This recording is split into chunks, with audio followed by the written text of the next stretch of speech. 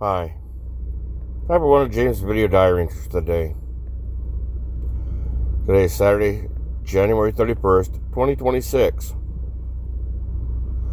Had a bit of a rough week. Some of it was my doing.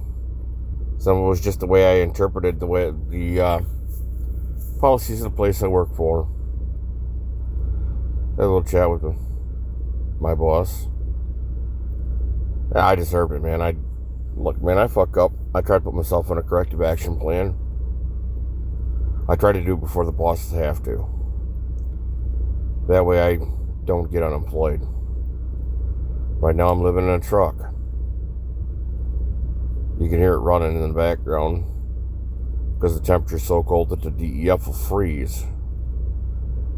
So I just gotta let the truck run.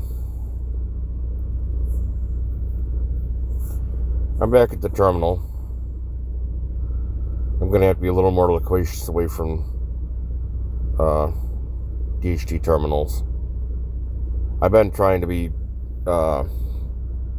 very stingy because, well, the way the policy is written, it's a gray rule and not a guideline. I find that I'm really doing well, apparently, except that I'm not exercising anymore. It's good because it's winter.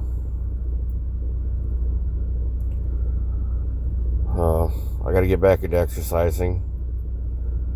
I'm doing pretty well. I got most of my bills paid for. I've got a bunch of money in my wallet. I have plenty of food in the pantry here. I actually have a little too much. I haven't been eating out of my pantry as much as I probably should be. I'm going to have to start doing that again. I have way too much pop, which weird to have that as a problem. And I got plenty of treats, and even expensive ones. God help me, that love $5 candy bars. And even the $12 candy bars I got. Well, actually, they charge $11 at the store I got them from, but the company charges about $12, almost $13 a bar. Hottest place in Saginaw, they're manufactured for a place out of Davison, Michigan. God help me, I love them.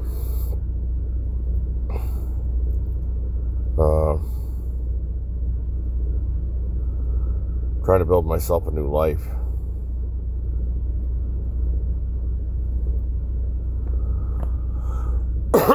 Some of my problems now are just me. And the fact that I now have to build with what I have and what I know. I have a few friends. I lost one a couple years back. We lost touch. I'd really like to get back in touch with him. Try and cover what he paid for me. I'd like to pay it forward for others. To the credit of the company I work for, when I do call for help, it's always a calm, cool voice. Not like my Pleasant Express when I worked for them. When I called, that was always a hothead. Always give me a resume, which is great, but resume doesn't solve my problems. A resume isn't a solution to a job problem, especially when it's coming from a boss or technical support. You're not supposed to have to do that.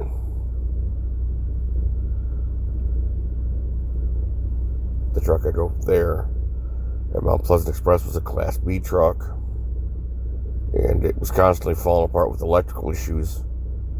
I tried to get the boss to straighten it out the way I would have suspected to do it, to cut the electrical problems down so I could have stayed out longer. But when the dispatcher just didn't have a clue and was always in trouble with their drivers. We're having similar troubles here at the company I'm working for now. It's not as bad, but at the same point, the boss I work for can't properly format emails. Doesn't understand how to do it. The track record of the paper clearly shows it. Now, me being a little bit dumb, that's just my fault.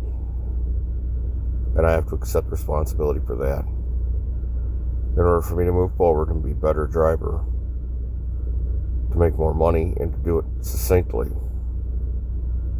I got to be able to see my shortcomings without taking offense to it, without laughing it off. I'm a rookie. I'm still fairly new. I haven't got a year in, I've got about 7 months.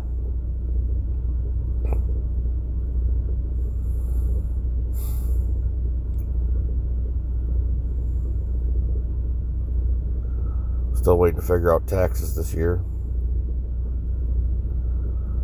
Trying to build a partnership with somebody, but I can't find anyone who qualifies to go through selection.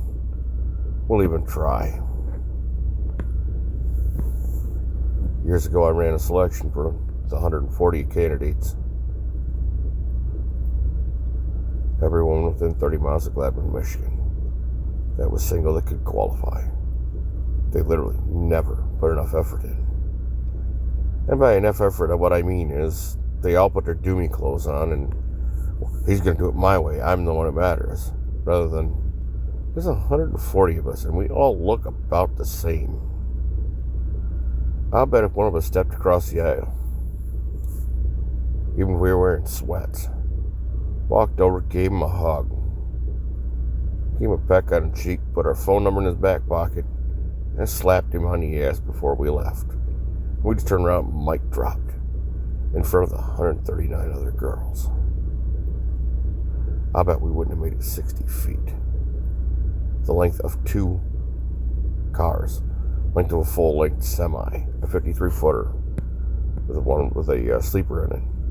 You wouldn't have made it a full length of a semi. I wouldn't be a driver.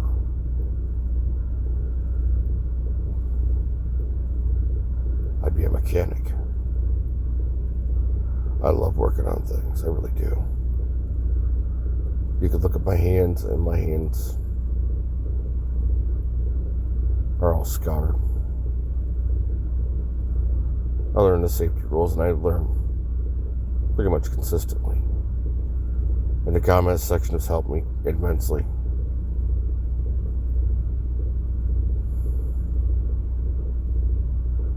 I appreciate the views. These are ears, these are not taxi doors.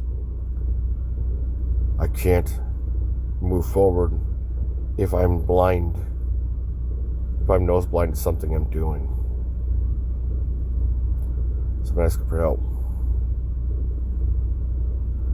See I'm doing something wrong, you see that I have a piece of my puzzle that isn't the way that everyone else has it, let me know so I can try and figure out how to build a better piece. I tried that when I was 22 with LeBron Brazy. She breached contract and then it spalled. I refused taking the owner finance takeover from Dennis Schramm because I'm literally not going to make $250,000 a year to have to pay the $125,000 in taxes. Then they have child support say, well, you make 120, take home 250,000. We see the entirety of the business. We want all of it. Fuck that you need a working budget. My mother was the same way. I don't care. As long as I don't have to suffer. As long as it's not my ass in the ringer. You can put your ass can be in the ringer. You can be a slave. That's why I left. They weaponized intentional stupidity. And I don't believe it was stupidity. But they intentionally weaponized emotional bullshit.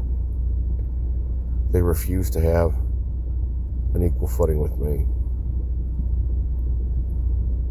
Leola did too, my baby mama. When I was 17, I made a deal. Business deal. she breached a contract. It's the premise behind my selection process today. That's why I'm alone.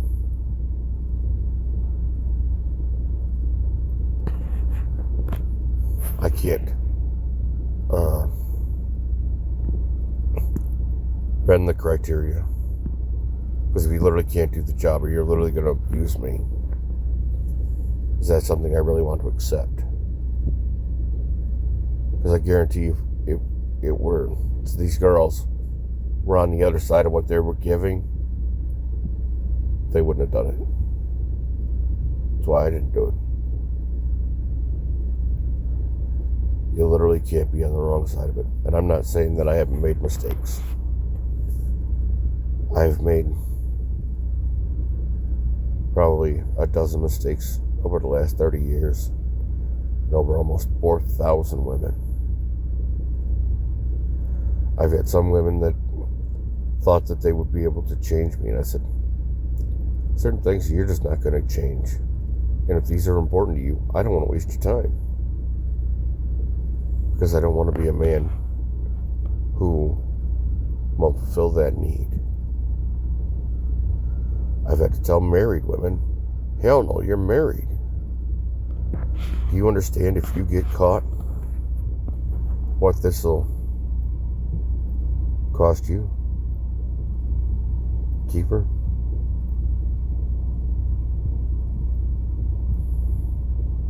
Yeah, you were pretty and I was interested, but yeah, no. Not the way you wanted to do it, not the way this happened. Girl on the couch in Gladwin when I had a home. She wouldn't move to the bedroom, and I didn't want to watch children as I was playing Ahab with my fun harpoon. Yeah, she wasn't real thin. So yeah, why say that? If Robin wouldn't have cheated, I'd probably be with her. Not that that's the only Robin and Grayling. Closest I ever came to cheating on any woman I've ever been with. And I've been with 6 in 30 years. It's not because it wasn't offered. It's because all they wanted was a one-night gag. I don't want a one-night gag. If I'm literally going to put the effort into being with you, I'm sure as shit going to want a long-term deal. I mean, really.